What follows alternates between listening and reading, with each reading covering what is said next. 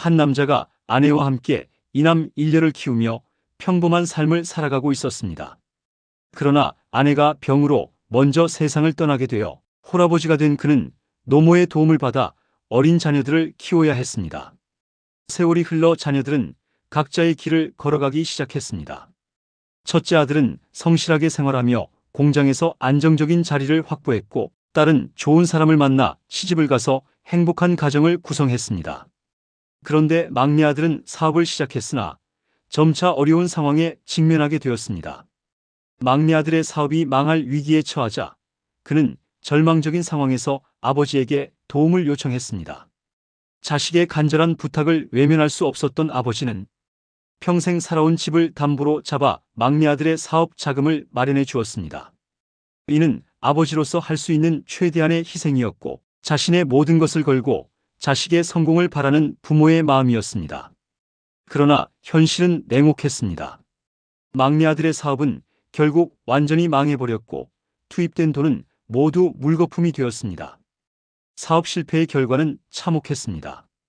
아버지가 담보로 잡혔던 집은 결국 경매로 넘어가게 되었고, 평생을 살아온 터전에서 쫓겨나게 된 아버지는 아이러니하게도 자신의 집이었던 곳에서 월세를 내며 살아야 하는 처지가 되었습니다. 나이든 아버지는 생계를 위해 막노동인 노가다 일을 해야 했고, 매일매일이 생존을 위한 투쟁이 되었습니다.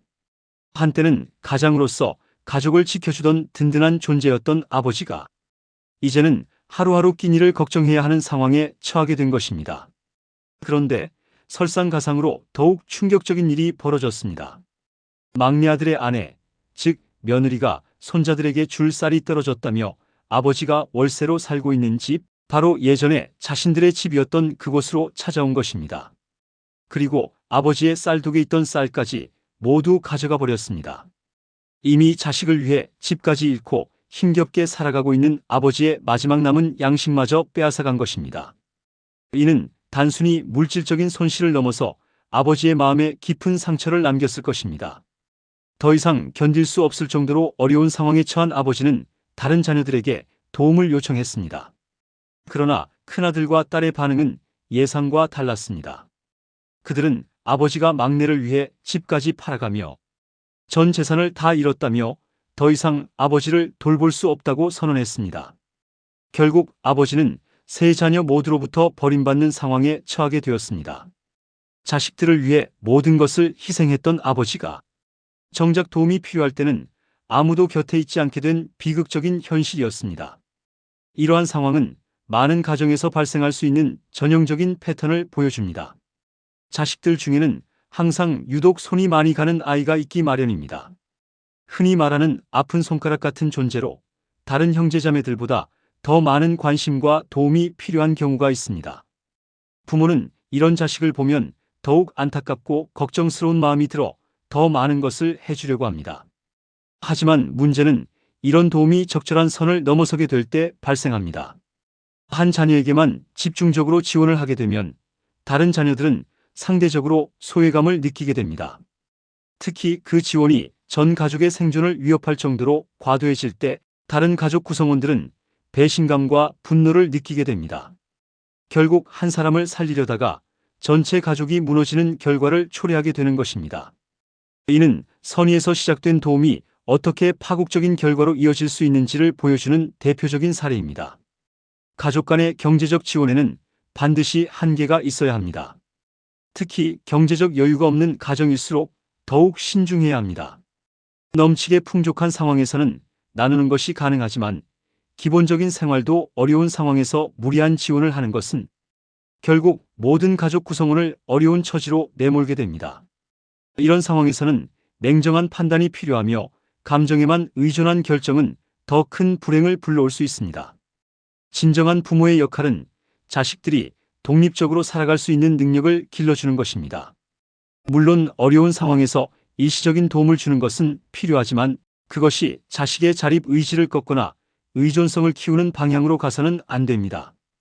특히 한 자식의 문제 때문에 다른 자식들까지 피해를 보게 하는 것은 결코 옳지 않습니다. 이는 가족 전체의 화합을 깨뜨리고 형제자매 간의 관계까지 악화시킬 수 있습니다. 자녀를 키우는 궁극적인 목표는 그들이 독립적인 성인으로 성장하여 스스로의 삶을 책임질 수 있게 하는 것입니다. 이를 위해서는 적절한 시기에 적절한 도움을 주되 그 도움이 자녀의 성장을 방해하지 않도록 해야 합니다. 무조건적인 지원보다는 자녀가 스스로 문제를 해결할 수 있는 능력을 기를 수 있도록 돕는 것이 더 중요합니다. 경제적으로 어려운 가정일수록 이런 원칙이 더욱 중요합니다. 제한된 자원을 어떻게 배분할 것인지에 대한 지혜로운 판단이 필요하며 한 사람의 문제로 인해 전체 가족이 무너지는 일은 반드시 피해야 합니다. 때로는 냉정해 보일 수 있지만 장기적인 관점에서 가족 전체의 안정과 행복을 고려한 결정을 내려야 합니다. 또한 자녀들도 부모의 희생과 사랑을 당연하게 여겨서는 안 됩니다. 부모가 자신들을 위해 얼마나 많은 것을 포기하고 희생했는지를 알고 그에 대한 감사와 책임감을 가져야 합니다. 특히 부모가 어려운 상황에 처했을 때는 함께 그 어려움을 나누고 해결하려고 노력해야 하는 것이 자녀로서의 도리입니다. 이 이야기에서 보듯이 과도한 희생과 일방적인 지원은 결국 모든 관계를 파괴할 수 있습니다. 아버지는 막내를 위해 모든 것을 희생했지만 결국 아무도 그를 돌보려 하지 않게 되었습니다. 막내는 아버지의 희생으로도 사업에 실패했고 다른 형제자매들은 아버지에게 등을 돌렸습니다. 이는 누구에게도 도움이 되지 않는 최악의 결과였습니다. 가족 간의 도움은 서로의 존재를 위협하지 않는 선에서 이루어져야 합니다. 한 사람을 살리기 위해 다른 모든 사람이 희생되어야 한다면 그것은 진정한 사랑이 아니라 잘못된 선택입니다. 진정한 가족의 사랑은 서로를 지지하고 격려하되 각자가 독립적으로 살아갈 수 있는 힘을 기를 수 있도록 돕는 것입니다. 현대 사회에서 이런 문제는 더욱 복잡해지고 있습니다. 경제적 불안정성이 증가하고 있고 청년 실업률이 높아지면서 성인이 된 자녀들도 독립하기 어려운 상황이 많아지고 있습니다. 이런 상황에서 부모들은 더욱 큰 부담을 느끼게 되고 자녀들을 돕기 위해 자신의 노후 준비까지 포기하는 경우가 증가하고 있습니다.